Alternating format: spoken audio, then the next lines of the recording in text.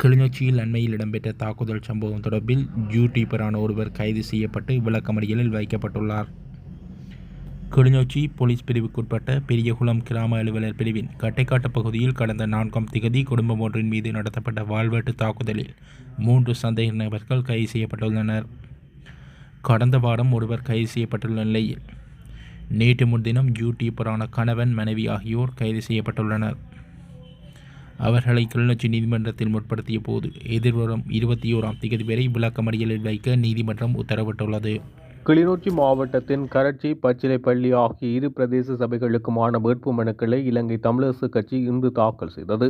பாராளுமன்ற உறுப்பினரும் இலங்கை தமிழரசு கட்சியின் பாராளுமன்ற குழு தலைவருமான சிவஞானம் ஸ்ரீதரன் தலைமையில் வடக்கு மாகாண மேனாள் கல்வி அமைச்சர் தம்பிராஜா குருகுலராஜா, மேனாள் தவிசாளர்களான அருணாசலம் வேளமாளிகதன், சுப்பிரமணியம் சுரேன் உள்ளிட்ட தமிழரசு கட்சியின் கிளிநொச்சி மாவட்ட கிளை உறுப்பினர்கள் பங்கேற்போடு 2 சபைகளுக்குமான வேட்பு மனுக்கள் கிளிநொச்சி மாவட்ட செயலகத்தில் இன்று நண்பகல் கையளிக்கப்பட்டது. தமிழரசு கட்சி சார்பாக கரைச்சி பிரதேச சபை, பச்சிலைப்பள்ளி பிரதேச சபைகளுக்கான உள்ளூர் அதிகார சபை தேர்தல்களில் போட்டியிடுவதற்கான வேட்பாளர் நியமன பத்திரங்களை இன்று நாங்கள் தாக்கல் செய்திருக்கிறோம். மிக முக்கியமான வடக்கு கிழக்கு மாவட்டங்களில் ஒரு முக்கிய ஸ்தானத்தில் இருக்கின்ற கிளிநொச்சி மாவட்டத்தினுடைய மிக பிரதானமான கரைச்சி பிரதேச சபையும் பச்சிலைப்பள்ளி பிரதேச சபையும் சிறப்பு வாய்ந்தவை. கடந்த காலத்தில் நாங்கள் அந்த 2 சபைகளுக்கூடாக ஆட்சிகளை நடத்தியிருந்தோம். மக்களுடைய பேராதரவோடு இம்முறையும் மீண்டும் முழுமையான ஆசனங்களோடு வெற்றி பெற்று பூரணமாக அறுதி பெரும்பான்மையோடு ஆட்சி அமைத்து மக்களுக்கான பணிகளை ஒரு உள்ளூர் அதிகார சபை என்ற வகையிலும் ஒரு சிற்றரசு என்ற வகையிலும் நேர்மையோடும் தூய்மையான கரங்களோடும் உண்மைத்தன்மையோடும் எங்களுடைய ஆட்சியை நடத்துவதற்கான ஆணையை மக்களிடமிருந்து பெற்றுக்கொள்வதற்கான இன்றைய நாள் பதிவுகளை மேற்கொண்டிருக்கிறோம். மிக முக்கியமாக இலங்கை தமிழரசு கட்சியினுடைய வெற்றி கிளிநொச்சியில் உறுதிப்படுத்தப்பட்ட ஒன்றாக அமைந்திருக்கிறது. அந்த வகையில் இன்றைய நாள் எங்களுடைய நியமன பத்திர தாக்கல்கள் எங்களுக்கு சிறப்பானதாக அமைந்திருக்கிறது. இந்திய மீனவர்களின் அத்துமீறிய இழுவைமடி மீன்பிடியை வெளிப்படுத்தும் ஆவணப்படம் ஜனாதிபதி அனுரகுமார திசாநாயக்கவிடம் ஒப்படைக்கப்படுவதற்காக கடத்தொழில் அமைச்சர் ராமலிங்கம் சந்திரசேகரிடம் கையளிக்கப்பட்டது. மன்னார் மாவட்ட கடத்தொழிலாளர்கள் கூட்டுறவு சங்கங்கள் சமாசத்தின் ஏற்பாட்டில் தயாரிக்கப்பட்ட குறித்த ஆவணப்படம் இன்று யாழ்ப்பாணம் கந்தர்மடம் பகுதியில் உள்ள தேசிய மக்கள் சக்தியின் பொதுமக்கள் தொடர்பாளர் அலுவலகத்தில் கடத்தொழில் அமைச்சரிடம் கடத்தொழில் அமைப்பின் பிரதிநிதிகளால் கையளிக்கப்பட்டது.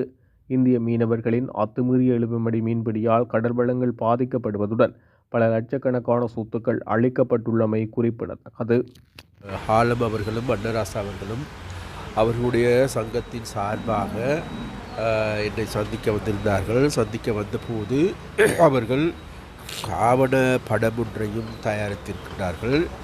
அதே போன்று எங்களுடைய மீனவர்களுடைய வாழ்க்கையில் ஏற்படுகின்ற பாதிப்புகள் தொடர்பாகவும் தெளிவாக விளங்கப்படுத்தியிருக்கிறார்கள். அது மாத்திரமல்ல, இந்திய மீனவர்களுடைய இலங்கைக்கான வருகை, அதன் மூலமாக ஏற்படுகின்ற தாக்கங்கள் என்ன என்பதையும் அந்த ஆவணப்படத்தில் மிக தெளிவாக சொல்லியிருப்பதை காணக்கூடியதாக இருக்கின்றது. இவைகள் கூடுதலாக அனைத்து மக்களாலும் அனைத்து ஊடகங்களாலும் பேசப்பட்ட விடயமாக இருந்த போதிலும் கூட இந்த விடயத்தை மீண்டும் அடிக்கத்தான் அம்மி நகரும் என்பது போன்று மீண்டும் மீண்டும் இந்த பிரச்சனைகளையே மக்கள் மத்தியில் பேசுவதன் மூலமாக அல்லது இந்திய ஊடகங்களுக்கு பேசுவதன் மூலமாகவே இதற்கான தீர்வினை எட்ட முடியும் என்று நாங்களும் எதிர்பார்க்கின்றோம். அந்த வகையில் இன்றைக்கு அன்னராசா அவர்களும் ஆலம் அவர்களால் சமர்ப்பிக்கப்படுகின்ற இந்த ஆவணப்படத்தையும் இந்த அறிக்கை, அது மாத்திரமல்ல, இப்போது இங்கே விசேடமாக வடமாகாணத்தில் ஏற்பட்டிருக்கின்ற சட்டவிரோதமான மீன்பிடிகள், இவைகள் எல்லாவற்றும் சம்பந்தமாகவும் ஆராயப்பட்டது. அது மாத்திரமல்ல, எங்களுடைய கடல் பரப்பில் எங்களுடைய மீன் வளங்களை இந்திய மீனவர்கள் மாத்திரமல்ல துஷ்பிரயோகம் செய்கின்றார்கள். எங்களோட மீனவர்களும் கூட ஒரு சிலர் அவ்வாறான துஷ்பிரயோகங்களை ஈடுபடுவதாக தெரிய வருகின்றது. ஒரு சிலர் வெளிநாடுகளில் இருக்கின்றவர்கள் இங்கு வந்து தாங்களுக்கு செலவில் பழைய படகுகளை வாங்கி கொண்டு இங்கு இருக்கின்ற மீனவர்களை பயன்படுத்தி அதனுடைய முற்றுமுழுதான லாபத்தை வெளிநாடுகளுக்கே கொண்டு செல்லுகின்ற போக்கும் கூட காணக்கூடியதாக இருக்கின்றது.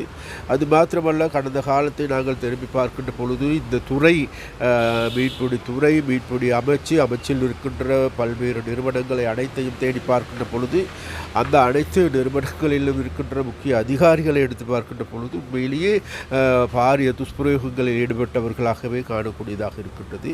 அதனால் இந்த பிரச்சனை மேலும் மேலும் பூதகரமாகி வருகின்றது. இப்பொழுது இது மக்கள் மத்தியில் பேசுபடு பொருளாக மாறி வருகின்றது. அதனால் நானும் கூட அமைச்சர் என்ற வகையில் இதற்கு எதிரான நடவடிக்கைகளை எடுப்பதற்கு நாங்கள் ஆரம்பித்திருக்கின்றோம். எங்களுடைய அமைச்சு என்ற வகையில் நாங்கள் இந்த லஞ்ச ஊழல் மோசடி அதிகார துஷ்பிரயோகங்களை ஈடுபட்ட நபர்களுக்கு எதிராக அதிகாரிகளுக்கு எதிராக விசாரணை ஒன்றை ஆரம்பிப்பதற்கு அதுக்கான குழு ஒன்றை நியமித்திருக்கின்றோம். அப்போ அந்த குழுவினுடைய அறிக்கை மிகக்கூடிய சீக்கிரத்தில் வரும். அதை நாங்கள் மக்களுக்கு சமர்ப்பிப்போம். அந்த குழுவுடைய அறிக்கையின் மூலமாக இங்கே இருக்கின்ற கடந்த காலங்களில் இங்கே இருக்கின்ற துஷ்பிரயோகங்கள் அனைத்தும் வெளிக்கொணரப்படும். அதன் மூலமாக அந்த அறிக்கையின் மூலமாக தவறு செய்திருக்கின்ற அதிகாரிகளுக்கு எதிராக நடவடிக்கை எடுக்கப்படும். அது மாத்திரமல்ல, வடமாகாணத்தில் இருக்கின்ற பல்வேறு அதிகாரிகள் தொடர்ச்சியாக ஒரே மாவட்டங்கள் பல காலங்களாக இருப்பதும் காணக்கூடியதாக இருக்கின்றது. அவர்கள் தொடர்பாக பல்வேறு குற்றச்சாட்டுகள் முன்வைக்கப்படுவதும் காணக்கூடியதாக இருக்கின்றது.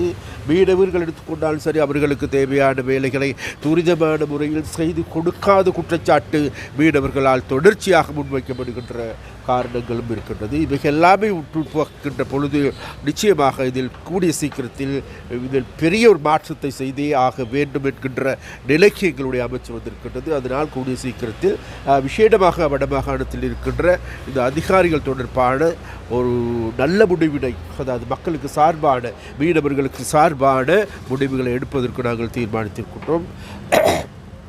அதே போன்று இங்கு இருக்கின்ற ஒரு சில சட்டவிரோதமான மீன்பிடி வகைகள், அதே போன்று மொட்டச்சோலை இங்கு கூட நமது மீனவர்கள் கூட பயன்படுத்துகின்ற போக்கும் இருக்கின்றது.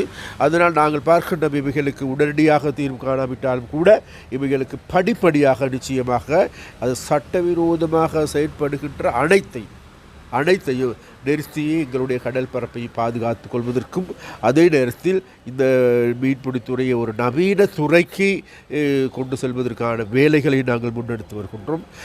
இப்பொழுது கூட எங்களுக்கு ஆழ்கடை, அதாவது சர்வதேச கடல் பரப்பில் சென்று மீன்பிடிப்பதற்கான சந்தர்ப்பம் கிடைத்திருக்கின்றது. அதற்கான போதுமான வள்ளங்கள் இல்லை, படகுகள் இல்லை. அந்த படகுகளை தயாரிப்பதற்கும் படகுகளை பெற்றுக் கொடுப்பதற்கும் ஒரு சில நாடுகள் முன்வந்திருக்கின்றன. ADB முன்வந்திருக்கின்றன, ஆஸ்திரேலியா முன்வந்திருக்கின்றன, அதே போன்ற ஜப்பான் முன் வந்திருக்கின்றது. அப்போ அந்த திசையில் வருகின்ற பொழுது நிச்சயமாக எங்களுடைய மீன்பிடித்துறையை இதைவிட வேறு திசையை நோக்கி கொண்டு சொல்லுகின்ற வேலையை முன்னெடுக்க வேண்டும். அதே போன்று இப்பொழுது பல்வேறு தரப்பாலும் குற்றம் சுமத்தப்படுகின்ற இந்த கடல் அட்டை உற்பத்தி எடுத்துக்கொண்டாலும் சரி, கடல் பண்ணைகள் எடுத்துக்கொண்டாலும் கூட இதில் பல்வேறு குளறுபடிகள் இருப்பது நாங்கள் மிக தெளிவாக என கண்டிருக்கின்றோம். அதில் உரிய நபர்களுக்கு கொடுக்கப்பட்டிருக்கின்றதாயிற்றையும் நாங்கள் தேடி பார்க்க வேண்டிய தேவை இருக்கின்றது. அல்லது கடல் அட்டை, கடல் குஞ்சுகள் எங்கிருந்து பெற்றுக் கொள்கின்றார்கள் என்பது தொடர்பாக நாங்கள் தேடி பார்க்கணும். இவைகள் அனைத்தும் ஊடாக நாங்கள் பார்க்கின்ற பொழுது மிகவும் ஒரு சிக்கலான நிலைமைகள் தான் இருக்கின்றது. இவைகளை நாங்கள் ஒரு சரியான பொறிமுறையின் கீழ் கொண்டு வருவதற்கான நடவடிக்கைகள் எடுத்து வருகின்றோம். நிச்சயமாக நாங்கள் எதிர்பார்க்கணும் எதிர்வரும் காலங்களில் இந்த நல்ல நடவடிக்கைகளை முன்னெடுத்து எங்களுடைய கடல் பரப்பை பாதுகாத்து கொண்டு எங்களுடைய மீனவர்களுடைய வாழ்க்கையை மேம்படுத்துவதற்கான நடவடிக்கைகள் எடுப்பதே எங்களுடைய அரசினுடைய நோக்கமும் குறிக்கோளும் ஆகும். முகமது ஆலம், நான் மன்னார் மாவட்ட மீனவ கூட்டுறவு சங்க சமாசத்தின் செயலாளர். குறிப்பாக இன்றைய தினம் மன்னார் மாவட்ட மீனவர்கள் பாதிக்கப்படுகின்ற பல விடயங்களை, குறிப்பாக இந்திய மீனவர்களின் வருகையினால் எமது கடல் வளம் அளிக்கப்படுவது, எமது மீனவர்களின் வாழ்வாதாரம் அளிக்கப்படுகின்ற விடயங்களை ஆவண ரீதியாக ஒளிப்பது செய்து இன்று கௌரவ கடற்றொழில் அமைச்சர் ஊடாக அதிமேதகு ஜனாதிபதி அவர்களுக்கு கையளிப்பதற்காக நாங்கள் இன்று அவரிடம் கையளித்திருக்கின்றோம். நாங்கள் கலந்து கொண்ட அந்த சிநேகபூர்வ நிகழ்வானது உண்மையில் சந்தோஷமடைகின்றோம். அமைச்சர் அவர்கள் எங்களால் வழங்கப்பட்ட அந்த ஒளிப்பதிவை முழுமையாக பார்வையிட்டு அதில் உள்ள விடயங்களை, நடந்திருக்கின்ற விடயங்களை அவர் அறிந்து கொண்டார். உண்மையிலே அது வரவேற்கத்தக்கது. பல நாங்கள் முன்னாள் அமைச்சர்களை பார்த்திருக்கின்றோம். அதை வேங்கி வைத்து தான் பிறகு பார்த்துக் கொள்கின்றேன், வேறு விடயங்களை பேசுவோம் என்பார்கள். ஆனால் அமைச்சர் அவ்வாறு இல்லாமல் அதை முழுமையாக பார்வையிட்டு அதில் உள்ள கூற வருகின்ற அந்த மீனவர்கள் கூற வருகின்ற அவர்கள் துன்பங்களை கூற வருகின்ற போது அதை செவிமடுத்திருக்கின்றார். எனவே இந்த இந்திய மீனவர் வருகை முழுமுழுதாக கட்டுப்படுத்த வேண்டும் என்றது அவர் தீவிரமாக இருக்கிறார். அது சார்ந்த அரசும் தீவிரமாக இருக்கின்றது. நாங்கள் பல தடவைகள் குறிப்பிட்டே வருகின்றோம். எனவே இந்திய மீனவர் வருகை முற்றுமுழுதாக நிப்பாட்டப்படும் பட்சத்தில் தான் வடபகுதி கடற்பரப்பு உண்மையில் இந்த வாழ்வாதாரங்களை பெறக்கூடிய இந்த மன்னார் மாவட்டமாக இருந்தாலும் சரி, வடபகுதியில் இருக்க ஏனைய மாவட்டங்களை சார்ந்தவர்களுக்கும் அது பலனளிக்கும் என்பது எமது கருத்தாகும். எனவே உரிய நடவடிக்கையை விரைவாக எடுக்குமாறு கௌரவ கடற்றல் அமைச்சரையும் இந்த அரசாங்கத்தையும் நாங்கள் கேட்டுக்கொள்கின்றோம். நன்றி. வணக்கம். என்னுடைய பேர் அன்னராசா. இன்று மன்னார் மாவட்ட மீனவ அமைப்புகளினால் தயாரிக்கப்பட்ட அந்த குறும்பட காணொலியை கடற்றொழில் அமைச்சரிடம் கையளித்திருக்கின்றோம். அது தொடர்பாக நிரந்தர தீர்வை வலியுறுத்தி அதை நாங்கள் இன்று வழங்கியிருக்கின்றோம். அதேபோன்று புதிதாக கொண்டு வரப்பட இருக்கின்ற கடற்தொழில் திருத்த சட்டம் தொடர்பாக அமைச்சரோடு கலந்துரையாடிய போது இன்றைய தினம் அமைச்சர் அந்த பிரதிகளை வடமாகாணத்தில் இருக்கிற மீனவ அமைப்புகள் மற்றும் தேவைப்படுவோருக்கு வழங்குவதாக தெரிவித்திருக்கிறார். அது வழங்கிய பின்பு அந்த கால அவகாசத்தை நீடித்து தருமாறு ஒரு கோரிக்கையை நாங்கள் விட்டிருக்கின்றோம். ஏனென்றால் 25ஆம் தேதியோடு அந்த கால அவகாசத்தை முறிவுறுத்துமாறு அமைச்சர் அறிவுறுத்தியிருந்தார். ஆனால் சட்டம் எங்களுடைய கையுக்கு கிடைக்காதபடியினால் அந்த கால அவகாசத்தை நீடித்து அந்த சட்டத்தை மீனவர்களுக்கு தெளிவுபடுத்துவதற்குரிய ஒரு சந்தர்ப்பத்தை ஏற்படுத்தி தர சொல்லி கேட்டிருக்கின்றோம். அதை சாதகமாக பரிசீலிப்பதாக கூறியிருக்கின்றார். எனவே அந்த புதிய கடற்தொழில் சட்ட திருத்தம் கடந்த அரசாங்கத்தில் வந்தபோதும் கூட நாங்கள் அதனை கடுமையாக எதிர்த்திருந்தோம். ஆனால் அதில் சில மாற்றங்கள் கொண்டு வரப்பட்டிருப்பதாகவும் மீனவருக்கு நன்மை இருப்பதாகவும் கடற்றொழில் அமைச்சர் கூறுகின்றார். அது இன்றைய அவர் எங்களுக்கு கையளித்த போது நாங்கள் அதை வேண்டி படித்து அதில் என்ன இருக்கிறது, என்ன மாற்றம் செய்ய வேண்டும் என்ற பிரச்சனையை வடமாகாண ரீதியிலே கடற்றொழில் அமைச்சருக்கு நாங்கள் சமர்ப்பிக்க இருக்கின்றோம். அதேபோன்று வடமாகாணத்திலே இருக்கின்ற இப்போ இந்த கடற்தொழில் திணைக்களங்கள் அல்லது கடற்தொழிலோடு சம்பந்தப்பட்ட சில அதிகாரிகள் அரசாங்கத்துக்கு ஒன்றும் மீனவருக்கும் ஒன்றையும் தெரிவித்து வருகின்றார்கள். அது தொடர்பாகவும் நாங்கள் விரிவாக பேசியிருக்கின்றோம்.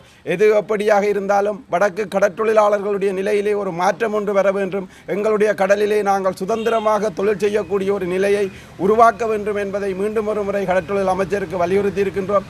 பல்வேறு வேலைப்பளுவாக இருந்தாலும் கூட இன்றைய தினம் இந்த ஆவணப்படத்தையும் பெற்று இலங்கை இந்திய மீனவர் பிரச்சினை தொடர்பாகவும் ஆக்கப்பூர்வமான நடவடிக்கை எடுப்பதற்கு முயற்சிப்பதாக கூறியிருக்கின்றார் என்ற செய்தியோடு இந்த சந்திப்பை நாங்கள் நிறைவு செய்கின்றோம். எங்களையும் அழைத்து சந்தித்தமைக்கு கடற்றொழில் அமைச்சருக்கு நன்றியை தெரிவித்துக் கொள்கின்றோம். நாடளாவிய ரீதியில் தாதியர்கள் தொழிற்சங்க போராட்டத்தில் ஈடுபட்டு வரும் நிலையில் யாழ் பூதனா வைத்தியசாலை தாதியர்களும் இன்று போராட்டத்தில் ஈடுபட்டனர். பாதீட்டில் தாதியர்களுக்கு ஏற்பட்டுள்ள சம்பள பிரச்சினையை தீர்க்க கோரி இந்த போராட்டம் மேற்கொள்ளப்பட்டது. இன்று காலை 10 மணி முதல் நண்பகல் 1 மணி வரை பணி பகிஷ்கரிப்பு இடம்பெற்றதுடன் 1 மணி நேரம் கவனஈர்ப்பு போராட்டத்திலும் ஈடுபட்டனர்.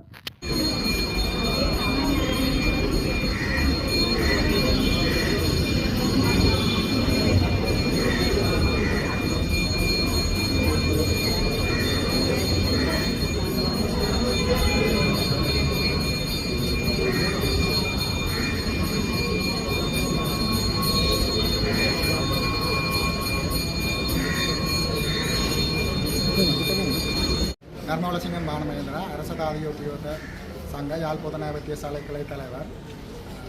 கடந்த பாதீட்டில் தாதியர்களுக்கு சம்பள பிரச்சனை ஏற்பட்டிருப்பதாக நாடு பூராகவும் பல போராட்டங்கள் மத சங்கத்தினால் தாய் சங்கத்தினால் ஏற்படுத்தப்பட்டு நடைபெற்று வந்து கொண்டிருக்கிறது. அந்த வகையில் கடந்த மாதம் 26ஆம் தேதி 1 மணி நேர பணிப்புறக்கணிப்பு போராட்டத்தில் ஈடுபட்டிருந்தோம். அதன் பின்னர் இந்த மாதம் மார்ச் மாதம் 6ஆம் தேதி நாங்கள் 3 மணி நேர பணிப்புறக்கணிப்பில் ஈடுபடுவதாக அறிவித்த போது அரசாங்கமானது நம்மை அழைத்து கலந்துரையாடி தாதியர்களுக்கு தேவையான நீதிகளை பெற்றுத் தருவதாக உறுதிமொழி அளித்திருந்தது சுகாதார அமைச்சு. அந்த வகையில் காலவாசம் கேட்டிருந்தார்கள். அந்த காலவாசத்துக்கு பிறகும் இதுவரையும் நமது தாய்ச்சங்கத்தை கூப்பிட்டு கலந்துரையாடி தாதியர்களுக்கான எந்த ஒரு நீதியும் தரப்படுவதாக தெரியப்படவில்லை. அந்த வகையில் இன்று காலை 10 மணியிலிருந்து 1 மணி வரை அகில இலங்கை ரீதியாக நமது தாதியர்கள் எதிர்ப்பு போராட்டத்தில் ஈடுபட்ட வண்ணம் இருக்கின்றனர். அந்த வகையில் இன்று காலை 11 மணியிலிருந்து 12:30 மணி வரையில் நாம் யாழ் பூதனா வைத்தியசாலைக்கு முன்னால் நின்று போராட்டத்தை நடத்தி வருகிறோம். இன்றைய போராட்டத்துக்கு பின்னர் கூட அரசாங்கம் கூப்பிட்டு நமது தாய்ச்சங்கத்தை கூப்பிட்டு தாதியர்களுக்கு நீதியை பெற்றுத்தராவிடில் இப்போராட்டம் வந்து விரிவுபடுத்தப்படும் என தாய்ச்சங்கம் வந்து நமக்கு அறிவித்திருக்கிறது. நன்றி. රාජපක්ෂ ආපනය සුවිසන රෝහලේ තුන්වෙනි සෛනික විදේශකාරයෙක් අපි පෙබරවාරි 26 වෙනි දින පැයක පමණ කාලයක් කෙටි වැඩ සේවාවෙන් ඉවත් වෙලා පොඩි වෘත්තීය ක්‍රියාමාර්ගයක් ගත්තා. ඉන් අනතුරුව නැවත වතාවක් මාර්තු මාසයේ 6 වෙනිදාට අපේ යුනියන් වලින් දැනුවත් කරලා තිබුණා වෘත්තීය ක්‍රියාමාර්ගයක් ගන්න කියලා. ඒ වුණාට අපි ඒ දිනේදී සෞඛ්‍ය අමාත්‍යාංශය සහ ඒ මුදල් අමාත්‍යාංශය එකතු වෙලා අපිට අවසර දීලා තිබ්බා අපේ ගැටලුවට විසඳුම් ලබා දෙනවා කියලා. ඒ වුණාට මේ වෙනතෙක් අපේ ගැටලුවට විසඳුම් කිසිවක් ලබා දීලා නැහැ.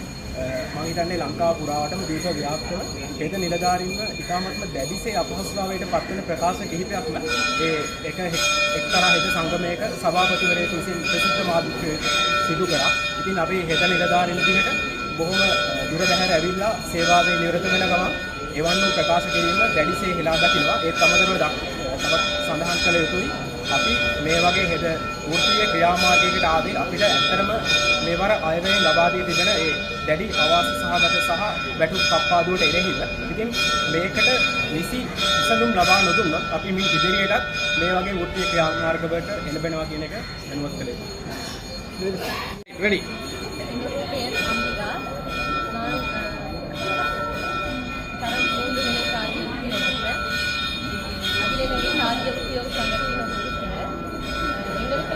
பாராளுமன்றத்தில் அளிக்கப்பட்ட பாதியில் நடந்திருக்கிற அநீதிகளுக்கு எதிராக இன்றைய கவனஈர்ப்பு போராட்டம் நடத்தப்படுகிறது. இதற்கான தீர்வு அரசாங்கத்தில் சரியாக வழங்கப்படாத விடத்து நம்முடைய போராட்டம் தொடர்ச்சியாக நம்மளால் மேற்கொள்ளப்படும்.